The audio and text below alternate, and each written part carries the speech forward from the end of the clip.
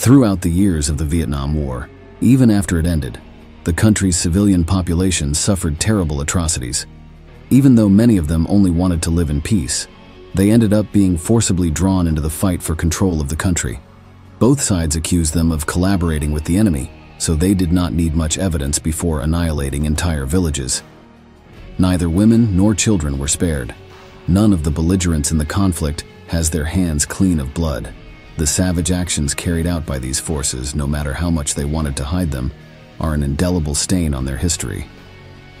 Today, in this new episode of Military History, we will tell you all about the 4 most brutal massacres of the Vietnam War. They'd shoot everything, man, woman, children, and the whole bit, everything that could aid the VC, you know, every living thing. That was sort of like the order. Well, this is something a soldier has to do, is to take orders and carry them out. Like we used to have to run around yelling, kill, kill, kill, just to get it in our heads, you know, just to get that feeling that you can do it. By the mid-1960s, the conflict had become bitterly bitter. The American presence in the Southeast Asian country was already considerable, with around 200,000 soldiers. But the Americans were not the only ones sending troops to Vietnam. South Korea was, after Uncle Sam, the country that brought the most men to the war, rivaling the number of its ally. Almost a mirror of the Vietnamese situation at the time, the Koreans had had their own conflict in the previous decade. This one had also had as its main participants a southern part supported by the United States and its partners, and a northern part defended by the Soviet Union and China. As a result, the South Koreans now wanted to avoid at all costs the spread of the communist ideals that the North Vietnamese were promulgating. All sources indicate that the infantrymen of the South Korean army were to be feared. They had to undergo rigorous training, where discipline was forged by fire, and only the best performers were allowed to serve their country. In turn, they were taught to hate their enemy, whose communist ideas had been, according to the Korean government, responsible for splitting their country in two over the previous decade. This was why there were numerous reports of excesses and crimes committed against the Vietnamese civilian population. Throughout this conflict, Viet Cong guerrillas, loyal to the northern faction, hid among the locals so they could attack behind enemy lines. Because of this, their opponents suspected every villager they came across. No matter if there was no evidence of their affiliation, they were interrogated by means of torture. If a single weapon was discovered, the entire population of the place could be taken prisoner, or even killed. There are scattered records of several mass murders carried out by South Korean forces, but in most cases, no thorough investigation was carried out. To this day, the government denies that these events ever occurred, or downplays their seriousness. But 2 mass killings are known to have occurred in 1966 alone. On October 9th, South Korean troops entered the small town of Binh Thai in South Vietnam. They immediately began shooting at the people, half of whom were women and children. They set fire to their homes and killed those fleeing from them. There was no evidence that any of the victims were Viet Cong, and it is not known whether they were even sought before the massacre began. Between 30 and 170 civilians were killed. The only motive for this action was to retaliate for a guerrilla attack that had occurred 3 days earlier, which had left 2 dead. But this brutal war crime pales in comparison to the next episode. In December, just a couple of months later, South Korean troops entered the village of Binh Hoa. Their actions were similar, except this time, the number of fatalities was much worse. For 3 days, the men took their revenge on the innocent villagers, abusing and massacring more than 400 people. More than half were women, many of whom were pregnant. The number of minors killed by the soldiers' guns was 166. As was often the case, houses were burned, and livestock was also killed, leaving the survivors without shelter or food. Many of these survivors, who were not supporters of the Viet Cong at the time of the massacre, ended up joining their ranks to take revenge on the murderers of their families. One of them was the man in the following video, which tells how the Koreans acted. Phum Dao went into hiding and escaped, but he could hear the screams of the victims. He lost most of his family that day. My parents, my wife, my eldest brother, one of my sisters, and 5 nieces and nephews were killed. After killing the people here, they also burned down all of the houses, and they killed hundreds of cows and buffaloes. As mentioned above, except for the testimonies of the few survivors, not much is known about why these brutal acts occurred. There were few investigations into the matter, and those carried out by the Korean government were clearly intended to favor its troops. This procedure would be repeated with other countries, as we will see later. Likewise, there can be no doubt that South Korean men carried out a great number of actions like these during their participation in the war. But the atrocities were not only committed by this side. 1968 is considered the bloodiest year of the conflict in the country.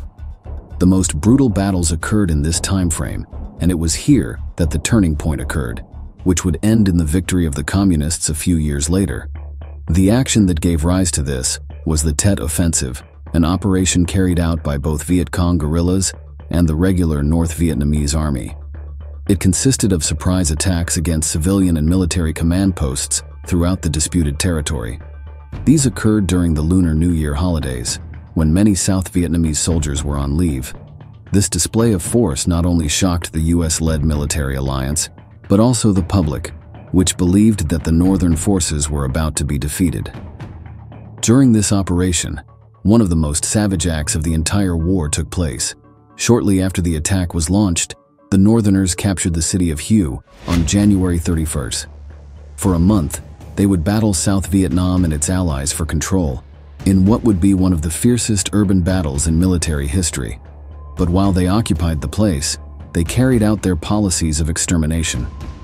Considering Hue to be an important base for reactionary elements, the North Vietnamese intelligence services compiled a list. On it were the names of anyone perceived as dangerous.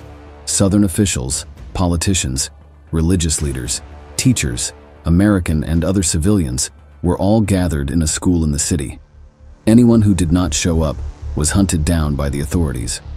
Some of them, mostly low-level civil servants, were taken north for re-education, where they were tortured and forced to do hard labor. Those too old or weak to make the journey were executed. There is also evidence that some groups that left the city never reached their destination. Instead, they were subjected to a trial that, without any rules or laws, sentenced them to death. Those who did manage to complete their journey did not have it any easier. Many died in these centers without ever being released. But for a large number of people, a much more immediate end was in mind. There are numerous witnesses who spoke of what they saw at the Hue massacre. They claim that not only were people on the Viet Cong's hit lists killed, but their families as well. Regardless of age, there are cases of children as young as 3 years old shot along with their parents. Men who were of military age or who appeared healthy were killed just in case, to prevent them from joining the South Vietnamese forces. Many executions were by blows to the head to save bullets. A large number of victims were also found with evidence of having been buried alive. Many of these bodies were then removed from the ground and displayed for the rest of the citizens. Incredibly, despite being one of the worst crimes of the entire war, there are almost no known testimonies from survivors. Still, let's listen to a Vietnam veteran explaining why this massacre was carried out. That was government policy. They intended, as a matter of principle, to kill 2,800 people who were identified by name. You had the terrorists going around with a clipboard, pulling people out of their beds and whatnot. After Saigon fell in 1975, they did the same thing and basically massacred, by best accounts, about 500,000 South Vietnamese as a matter of government policy. Suspicion of being a Southern sympathizer was not the only excuse Viet Cong soldiers used for killing. If someone refused to answer questions, spoke negatively about the occupation, or simply displayed a bad attitude, they were executed.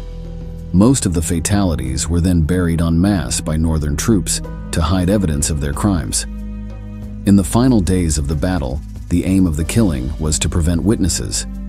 Anyone who could identify a perpetrator was eliminated. It is difficult to estimate how many murders occurred during this time in Hue. When the United States and its allies regained control of the city in February 1968, their investigations put the initial number at more than 6,000 people. The discovery of mass graves continued in later years, so this figure continued to rise. But some critics say that the number is accounted for by the large number of civilians killed by constant American artillery fire. There is also evidence that when the South Vietnamese reoccupied the city, they also carried out their killings, this time against communist sympathizers. The more conservative number given by independent journalists is between 300 and 400 dead.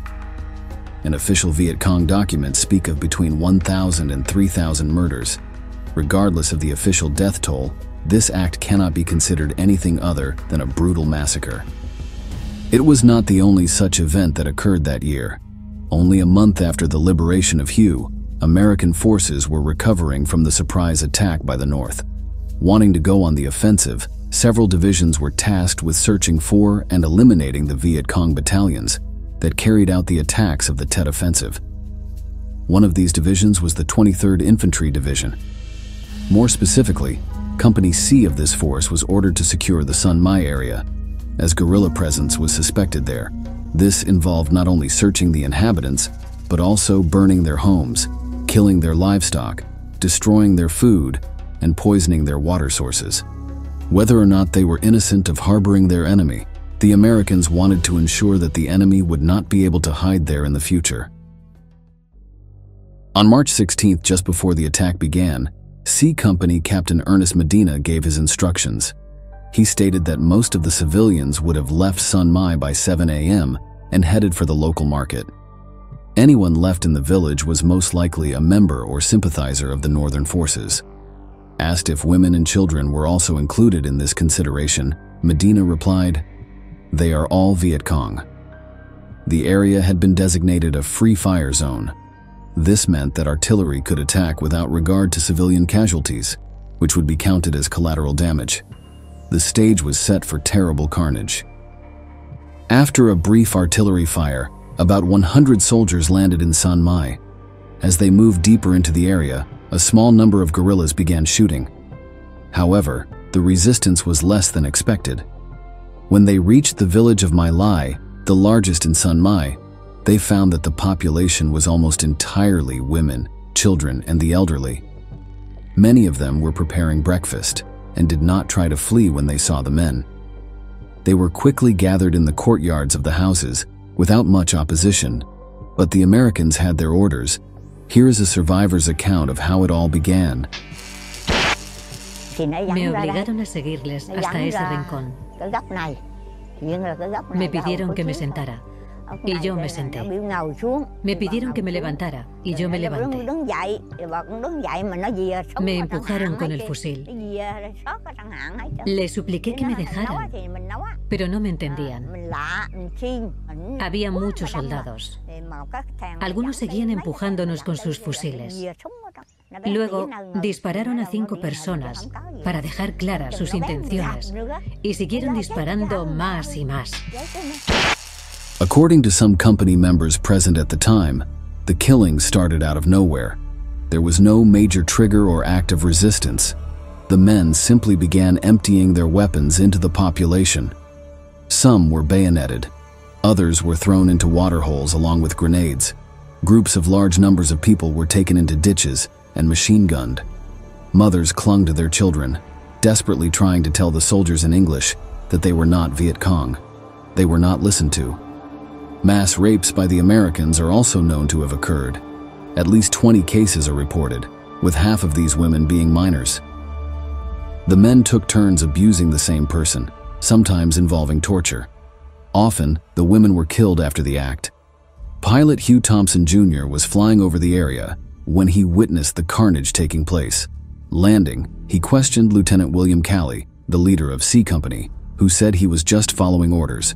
At that moment, he witnessed a group of soldiers approaching a bunker where a number of villagers were sheltering. Foreseeing what might happen, he gave his crew permission to open fire on the Americans if they tried to kill the civilians. He quickly made his way to the bunker and, despite the men's resentment, began evacuating the Vietnamese. He did this repeatedly, saving about 20 people. When he returned to base and told his superiors what had happened, they ordered C Company to stop the killing. Investigations put the final death toll at between 300 and 500. Although at least 30 soldiers were directly involved in the massacre, only Calley was brought to trial. He was sentenced to life imprisonment, but on the direct orders of Richard Nixon, the American president at the time, his sentence was reduced to 3 years of house arrest. My Lai was covered up by the American government, which painted the event as a battle where Uncle Sam was victorious. Even Hugh Thompson and his crew were vilified for their alleged disobedience. Only 30 years later would they be rewarded for their brave acts. Below we can hear the testimony of one of those present at the massacre during the inquests into it. We're trained from basic training, AIT and OCS, to kill, and that's what we're out there to do. It is not the fault of Lieutenant Calley. It is not the fault of the infantryman in his platoon. It would be impossible with our background to go into a village and kill a woman and child unless we looked at those people as non-humans.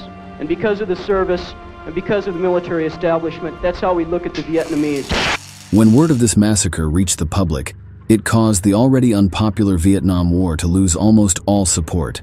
The high number of military casualties and the atrocities committed were taking their toll on the population.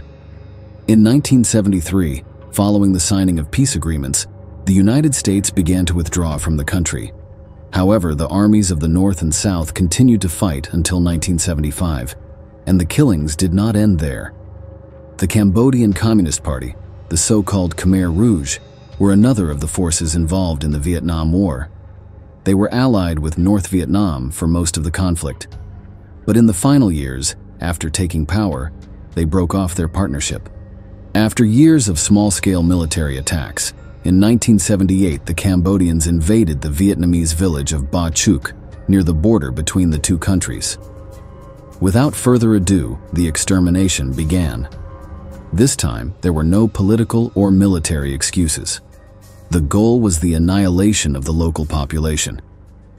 This army was infamous for preferring to execute its victims by means of sharp weapons, stabbing or clubbing people to death. Those who surrendered and begged for mercy were killed as well. To track down those who escaped, dogs trained to tear their prey apart were used, babies were stabbed, and their mothers raped.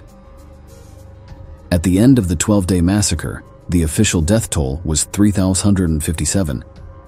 This type of operation was common for this faction, as a survivor of the Khmer Rouge regime testifies below.